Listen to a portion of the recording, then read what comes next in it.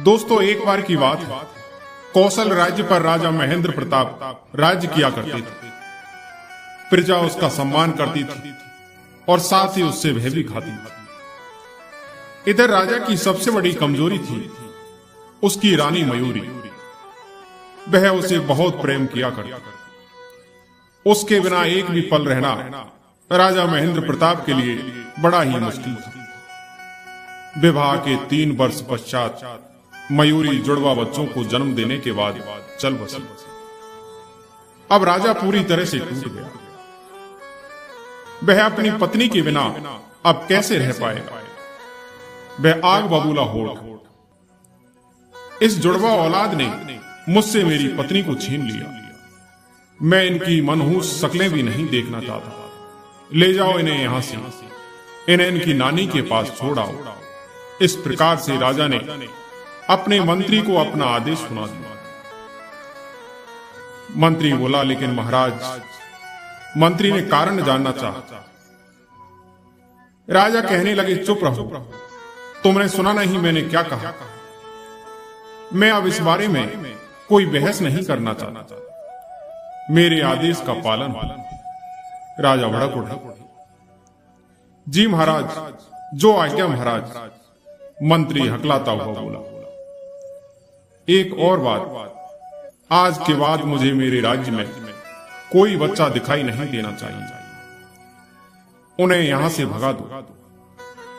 राजा ने कहा, लेकिन महाराज यह ठीक नहीं होगा। मंत्री ने साहस जुटाते हुए बोला। क्या मतलब है तुम्हारा? राजा महेंद्र प्रताप ने रौब से पूछा। लेकिन महाराज, प्रजा अपने बच्चों के बिना मर जाएगी। मंत्री विनम्रता से बोला। यह सब सुनकर राजा महेंद्र प्रताप सोच में डूब गया और फिर बोला, ठीक है, बच्चों को राज्य से बाहर मत भेजो, पर उनका बचपन समाप्त कर दो। मैं कुछ समझा नहीं महाराज। मंत्री ने अचरज भरे शब्दों में पूछा। मैं चाहता हूं कि बच्चे अपना बचपना छोड़कर बड़ों की तरह व्यवहार करना सीखें। आज से सब बच्चों का उछल कूद करना, खेलना और खिलखिलाना बंद, सब बंद। पर क्यों महाराज? मैं नहीं चाहता कि कोई भी बच्चा मुझे मेरी जुड़वा औलाद की याद दिलाए। उनका ध्यान आते ही मेरा खून खौलता है। मुझे मेरी पत्नी की याद आती है। मुझे लगता है कि मेरा सब कुछ लुट चुका है। अपना सिर झुकाकर मंत्री वहीं खड़ा रहा और कुछ नहीं बोला। अब तो पूरे राज्य में यह ऐलान कर दो कि मेरे आदेश का पालन सभी बच्चों को करना होगा और उल्लंघन करने वाले बच्चे को राज्य से सदा के लिए निकाल दिया जाएगा और उसके माता पिता भी दंडित होंगे। राजा बोला। अगले दिन से आदेश लागू हो गया। लोगों में मूर्खता भरे इस आदेश को लेकर काफी रोष था, लेकिन वे राजा के सामने इसका विरोध करने से डरते थे। हार कर उन्होंने अपने बच्चों को जीने का नया तरीका सिखाना शुरू कर दिया। अब लगभग 6 महीनों के बाद बच्चों की किलकारियां सुनाई देनी बंद हो गई। पेड़ों पर चढ़ते, पतंगे उड़ाते लड़के और रस्सी कूदती व गुड़ियों से खेलती लड़कियां अब नजर नहीं आती। कौशल एक सुंदर राज्य था। तरह तरह के फूल, विभिन्न आकार के आकर्षक पेड़, मीठे फल, कई प्रजातियों के पशु पक्षी इस प्रदेश को प्राकृतिक सौंदर्य से परिपूर्ण राज्य बनाते थे। लेकिन जल्द ही सब कुछ बदलने लगा। पक्षियों ने चहचहाना छोड़ दिया। जिन बुलबुल और पपैयों की कूकू से कौशल वासियों की सुबह होती थी, वे शांत होते जा रहे थे। हिरणों की कलोल करना और गाय भैंस के बछड़ों का उछल कूद करना सब समाप्त होता जा रहा था। रसीले आम, सेब और अमरूदों से लदे रहने वाले पेड़ अब उजाड़ दिखते थे। इधर जैसे जैसे समय बीतता जा रहा था, हालात और खराब होते जा रहे। वरुण देव भी प्रदेश से नाराज था। जिस कारण वर्षा नहीं हुई। बिना पानी की फसलें बर्बाद हो गई। किसानों ने हाहाकार मचने लगी। एक दिन मंत्री ने राजा महेंद्र प्रताप को राज्य की बदहाली के बारे में जानकारी दी। मंत्री की पूरी बात सुनकर राजा ने घोषणा की कि हमें देवताओं को शांत करना होगा, अनुष्ठान पूजा का भव्य आयोजन करना होगा। मेरा विश्वास है कि ईश्वर हमारी रक्षा अवश्य करेंगे। 11 दिनों तक प्रजावासियों ने मिलकर पूजा अर्चना की, पर कोई लाभ नहीं हुआ, बल्कि राज्य की स्थिति और भी गंभीर होती चली गई। कुछ दिन बाद एक दिन राजा महेंद्र प्रताप अपने कक्ष में बैठे हुए, तभी द्वारपाल ने आकर सूचना दी कि महाराज स्वामी ऋषि आनंद जी पधारे। राजा खुशी से बोले कि उन्हें तुरंत सम्मान पूर्वक अंदर ले आओ। महेंद्र प्रताप की पूरी शिक्षा दीक्षा स्वामी ऋषि आनंद के आश्रम में हुई थी। 5 वर्ष पहले स्वामी जी हिमालय की कंदराओं में तप करने चले गए। उसके बाद किसी को उनकी खबर नहीं थी। कुछ ही देर बाद स्वामी जी ने कक्ष में प्रवेश किया। उनके चेहरे का तेज देखते ही बन रहा था। राजा उनके चरणों में लेट गया। स्वामी जी, आप सही समय पर पधारे, मेरी सहायता कीजिए। राजा महेंद्र प्रताप को गले लगाकर स्वामी जी मधुरता से बोले, क्या हुआ राजन? राजा ने पूरा घटनाक्रम स्वामी जी को कह सुनाया।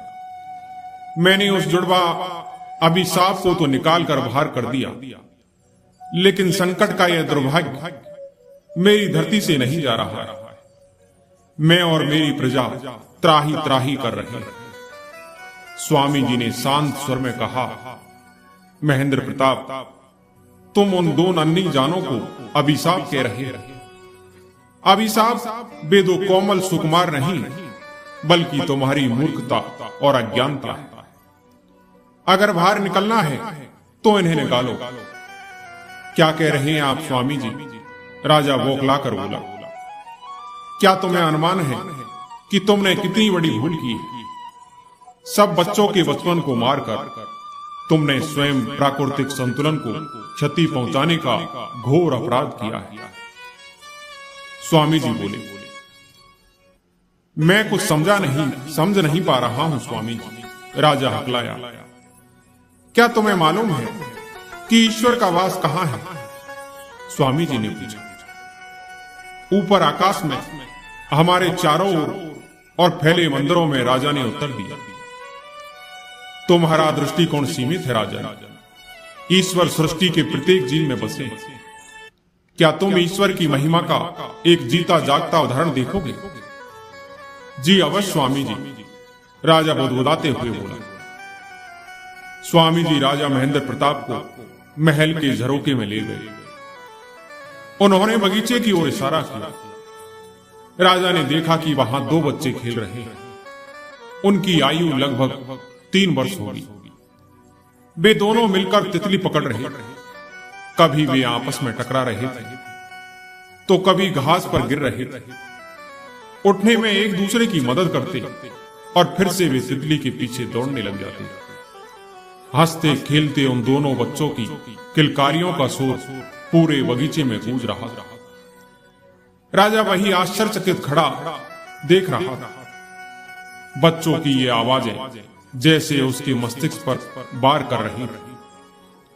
स्वामी ऋषि आनंद जी ने राजा को समझाना शुरू किया कि राजन, बच्चों में भगवान बसते हैं। वे स्वयं पवित्रता, सत्यता, प्रेम और आनंद की अभिव्यक्ति है। कभी ध्यान से किसी बालक का अवलोकन करो, तुम्हें उनमें कभी छल कपट दिखाई नहीं देगा। प्रत्येक बच्चा प्रसन्नता, आमोद प्रमोद और जीवन के परमानंद का प्रतीक है। बच्चों के बचपन को समाप्त कर तुमने स्वयं ईश्वर की उपस्थिति का बहिष्कार किया है। और जब ईश्वर ही चले गए तो क्या मां प्रकृति यहां रह पाएगी? इसी के परिणाम स्वरूप स्वर्ग भी तुम्हारी ये हरी भरी धरा आज उजाड़ बन चुकी है।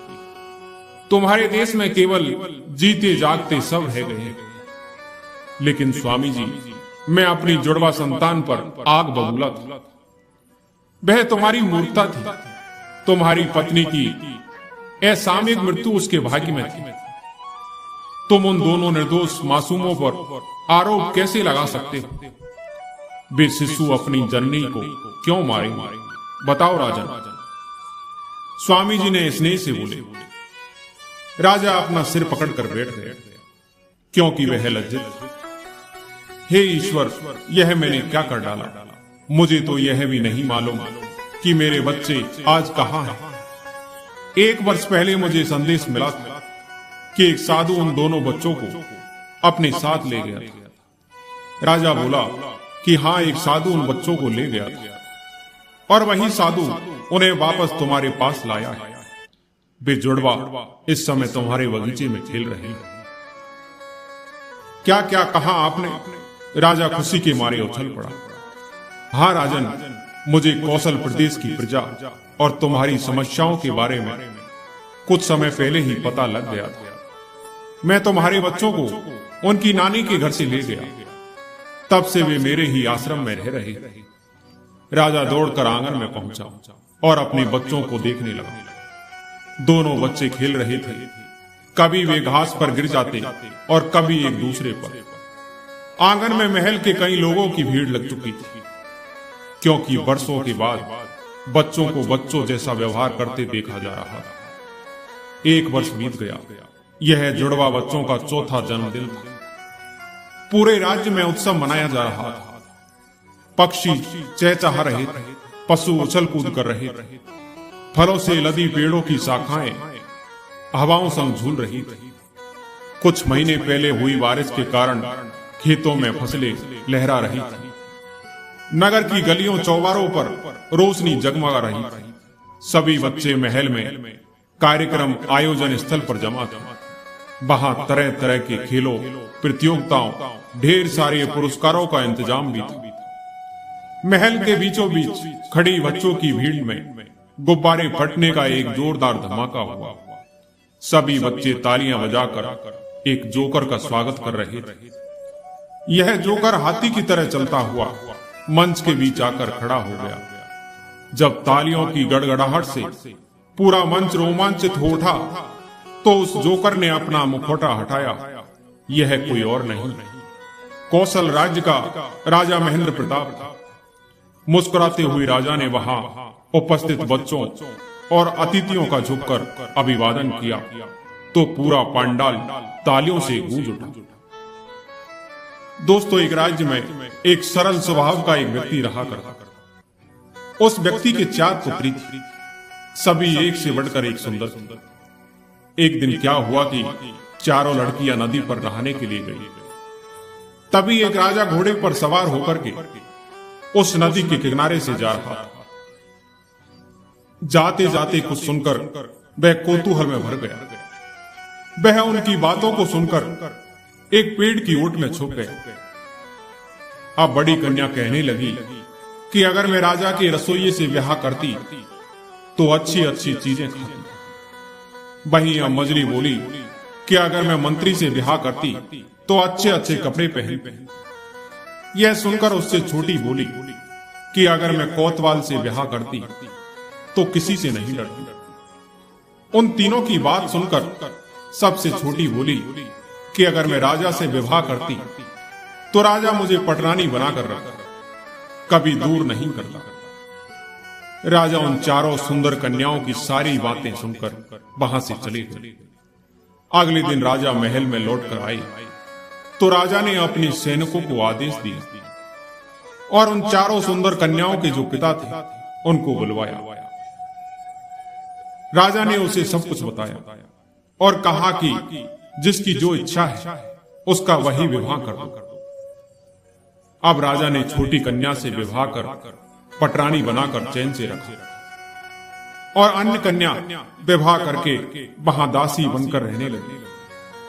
भगवान श्री कृष्ण कहते हैं कि मन को लगता है कि अलग अलग बातों के बारे में सोचने से आने वाली मुश्किलों से बचा जा सकता है, लेकिन ऐसा नहीं होता। हम अपने जीवन का काफी समय सोच विचार करके परेशान होने में निकाल देते हैं।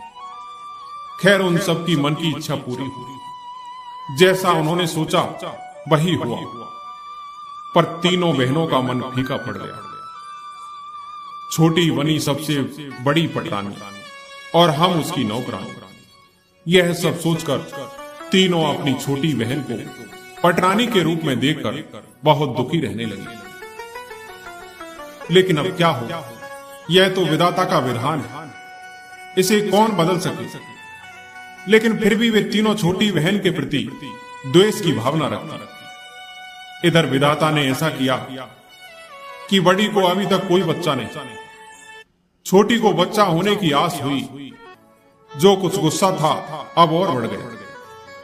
तीनों ने मिलकर कहा कि हम बड़ी होकर बाज खाली बैठी हैं, ये इतनी छोटी होकर भी मां बनेगी। अब तो तीनों बहनों ने अपनी छोटी बहन के खिलाफ षड्यंत्र रचना शुरू कर दी। अब तो वह तीनों रोज आती, बहन को मीठी मीठी बातें कहकर फुसलाती, कोई केस करती, कोई जूड़ा गूंद देती, कोई पाप सहला देती। इस प्रकार से सब मिलकर सेवा करती। छोटी बहन इतना छल कपट नहीं जानती और बड़ी बहनों के भाव स्नेह में बह जाती। उन्हें छोड़ती नहीं। कहते हैं दुश्मन कहां मां के पेट से आता है। छोटी बहन उनके स्नेह में पागल रहती और इधर बड़ी बहनें बैठकर चिंता करती रहती कि कैसे इस महल से इसे विदा कराएं। अब तो धीरे धीरे समय निकला। देखते देखते रानी को पूरे 9 मास हो गए। रानी को कष्ट हुआ। बहनों ने ठीक कर लिया। पहले जाकर जच्चा घर पहुंची, वहां से दाई को विदा किया। बहन ने कहा कि हम देख लेंगे, हमसे अधिक कौन है। किरवाड़ बंद कर दिए। रानी की आंख पर पट्टी बांधी। रानी बोली कि बहन, पट्टी क्यों बांध रही है? बड़ी बहन ने कहा, चुप रहो, दर्द हो तब पट्टी बांधते हैं, यह राज की प्रथा है। अब रानी को दिव्य सुंदर पुत्र की प्राप्ति हुई। तीनों ने मिलकर बच्चे को रोने से पहले एक बक्से में बंद कर नदी में बहा दिया। बक्सा के अंदर से बंदर का बच्चा निकालकर रानी के पास रख दिया। दासियों ने कहा, अरे देखो, रानी के बंदर के बच्चे को जन्म दिया है। सब अवाक रह गए। भला आदमी कभी बंदर को जन्म दे सकता है? सब खुसर खुसर करे, पर बड़ों की बात का उत्तर नहीं, जैसे स्वर्ग को सीढ़ी नहीं। राजमहल की बात मुंह खोले तो सिर फटे। राजा ने सुना कि रानी ने बंदर का बच्चा जन्म दिया है। जानकर शर्म से राजा का सिर झुक गया, लेकिन चुप रह गए। फिर रानी को दोबारा आस हुई। बहनों ने आकर दर्द संभाला और कुछ समय पश्चात रानी को फिर से दिव्य सुंदर पुत्र हुआ। एक बहन ने बक्सा में रखकर उसे भी नदी में बहा दिया और बिल्ली के बच्चे को नाड़ लखा हुआ वहां रख दिया। राजा को बताया गया कि रानी ने बिल्ली के बच्चे को जन्म दिया है। यह सब सुनकर राजा बड़े चिंतित। राजा ऐसे अपना भाग्य मानकर रह गए। फिर तीसरी बार रानी को आस हुई।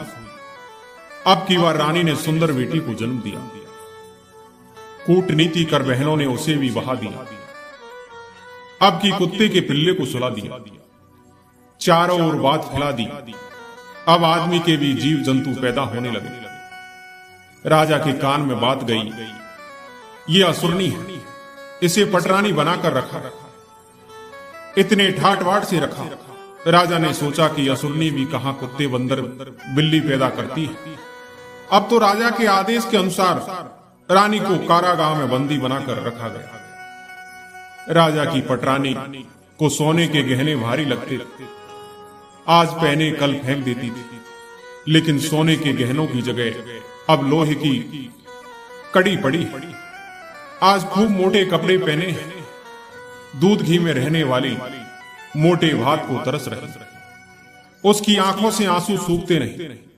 क्या करें, क्या ना करें? भाग्य में जो लिखा है तो सहना होगा। रानी के बेटी बेटे को किसने रखकर बड़ा किया? बक्सा जाकर नदी के किनारे लगा। वहीं राजा के माली का घर है। भाग्यक्रम से तीनों बच्चे मिले। इधर माली ने उन्हें अपने बच्चे समझकर उनका लालन पालन किया। राजा के राजकुमार चांद सा चेहरा माली के घर में चंद्रकला की तरह बढ़े। तीनों भाई बहन घूमते घूमते एक दिन एक पहाड़ पर चढ़ गए। वहां एक झरना बह रहा था। झरने के किनारे घना बरगद का पेड़, उसके नीचे एक ऋषि तपस्या कर रहे थे। उनकी 12 हाथ की जटा, 5 हाथ का नख, 4 हाथ की नाक, तरह तरह के फल लता खिलकर झर रहे। कई जीव जंतु फिर रहे। तरह तरह की चिड़िया एक साथ वर्ण पक्षी ऋषि के पास बैठा देखकर बड़े भाई को पसंद आ गया। जाकर एक पक्षी को पकड़ लिया। वह पत्थर का हो गया। छोटे भाई ने भी वैसा ही किया। वह भी पत्थर का हो गया। अब बहन अकेली वन में डर लग गया। कोई उपाय न देखकर बहन ऋषि के पास जाकर चरणों में गिर पड़ी और रोने लगी। यह सब देखकर ऋषि ने कहा कि जाओ झरना से अंजलि में पानी लाकर उन पर डाल दे, बच जाएंगे। सब जाकर पक्षी के पांव में गिरना, वह तुम्हारा बहुत उपकार करेगा। अब इधर बहन ने वही किया। भाई जाकर पक्षी के पांव में पड़े। पक्षी उड़कर बहन के हाथ पर पड़ा। पक्षी ने कहा कि तुम इस वन में रहो, मैं तुम्हारी सहायता करूंगा और यहां कोई विपदा नहीं आएगी। यहाँ के सारे जीव जंतु मेरे कहने में है, बुलाकर समझा दूंगा। वो देखो बरगद के पेड़ के नीचे घर है, वहां तुम रहना। वहां कोई अभाव नहीं। जब जो इच्छा हो खाना पहनना। अब तो दोनों राजकुमार और राजकुमारी मजे से वहीं रहते। वह पक्षी उनका ध्यान रखता। बाघ सिंह सियार सदा घेरे रहते। पक्षी ऐसे वश में किए कि वहां बाघ सियार एक घाट पानी पीते, वन में फल वगैरह खाते, हंसी खुशी फिरते, बच्चों के दिन चैन से कटते। एक दिन राजा शिकार के लिए उस वन में आए। राजा को शिकार ढूंढते ढूंढते काफी देर हो गई, पर कहीं भी खरगोश तक नहीं दिखा। चिड़िया की बोली तक नहीं सुनी। राजा थक हार कर एक पेड़ के तले बैठ गए। तभी राजकुमार खेलते खेलते उधर से निकले। वन में ऐसे सुंदर बालक कहां से आए? राजा अचंभे में भर गया। देखते देखते राजा को रोमांच हो गया। आंखें बह चली। दोनों को पास बुलाया, गोद में बिठाया और पूछा किसके बेटे हो? पूछा तो कहा हम माली की संतान हैं। वन में एक पक्षी हमारा साथी है, उसने घर बार देकर खुद से रखा है। राजा सोचने लगे कि माली की चांद से बेटे, पर मेरे भाग्य में कुत्ता बिल्ली। सोचकर राजा दुखी होकर रो पड़े। राजा का दुख देखकर उन्होंने पूछा आप इधर किस लिए आए हैं? राजा बोला कि मैं शिकार करने के लिए इधर आया हूं, पर वन में खरगोश भी नहीं मिला। उन दोनों राजकुमारों ने सब कह दिया। अब राजा कहने लगे कि तुम मुझे घर ले चलो, मैं तुम्हारी बहन को देखूंगा। अब इधर सूरज ढलने लगा। राजा ने कहा कि आज मैं तुम्हारा मेहमान होऊंगा। बच्चे राजा का हाथ पकड़कर घर ले आए। उधर बहन 6 तरकारी 9 भाजी बनाकर भाइयों की वाट देख रही कि आज इतनी देर कहां हो गई। तो भाइयों ने राजा को दिखाकर सब बताया। बहन ने पानी लाकर रखा, पांव धोए, जगह ठीक कर खाने पर बुलाया। राजा वह अद्भुत बना भोजन खाकर बोले कि ऐसा स्वादिष्ट भोजन खाना कभी नहीं खाया। पक्षी ने कहा कि ये कैसा पकाना? एक बार लंका के राजा ने निमंत्रण दिया था, वहां माणिक मोती की तरकारी बनाई। वह चखते तो इसे हटा देते। उस पक्षी की बात सुनकर राजा हंसे। राजा ने कहा कि तुमने पसंद की बात नहीं कही, भला कोई माणिक मोती की तरकारी होती है? पक्षी बोला कि जब कुत्ते बिल्ली बंदर को आदमी जन्म दे सकता है, तो माणिक मोती की तरकारी क्यों नहीं हो सकती? उस पक्षी की बात सुनकर राजा अवाक रह गया कि मेरे घर की खबर पक्षी ने जानी कैसे। इसका मतलब यह सब जानता है। अब तो राजा पक्षी के पांव पकड़कर विनती करने लगा। पक्षी ने सब खोल कर बताया। राजा अपने बेटा और बेटी को लेकर घर गए। बंदीशाला से छोटी रानी को छुड़ाया। तीनों बहनों के आगे उसे गहने वस्त्र पहनाए, सोने की डोली पर बिठाया, गोद में चांद से बेटे बेटी को लिया और उन तीनों दासियों की चोटी काटकर दोनों बहनों का मुंह काला करके गांव में ढिंडोरा पीट कर घुमाया और उन दोनों को डायन घोषित कर दिया। इस प्रकार उन तीनों बहनों को अपनी करनी का फल मिला और उधर रानी सुख सौभाग्य में रहने लगी। दोस्तों, आज की कहानी यही समाप्त होती है।